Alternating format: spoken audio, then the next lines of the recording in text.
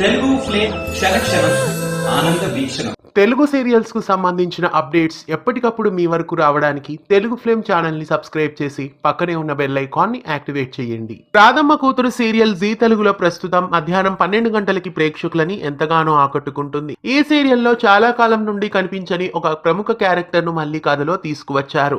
రాధమ్మ కూతురు సీరియల్లో అక్షర పుట్టింటి వాళ్ళని సీరియల్లో చూపించడం లేదు.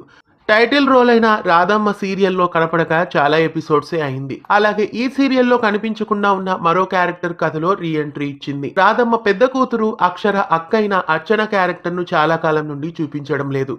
అయితే ఆమె క్యారెక్టర్ ను ప్రస్తుతం తీసుకువచ్చారు. మళ్ళీ ఆ క్యారెక్టర్ లో శ్రీలలిత అనే ఎంట్రీ ఇచ్చారు.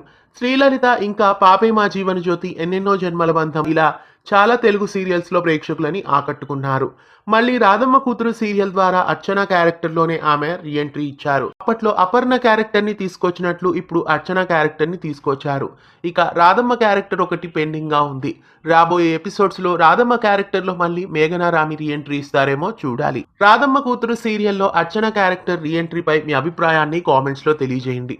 మీలో ఎంతమంది మేఘనారామి మళ్ళీ సీరియల్లో రావాలని కోరుకుంటున్నారో కామెంట్స్ లో తెలియజేయండి. ఇలాంటి మరెన్నో అప్డేట్స్ కోసం ఛానల్ ని సబ్స్క్రైబ్ చేసి పక్కనే ఉన్న బెల్ ఐకాన్ ని యాక్టివేట్ చేయండి.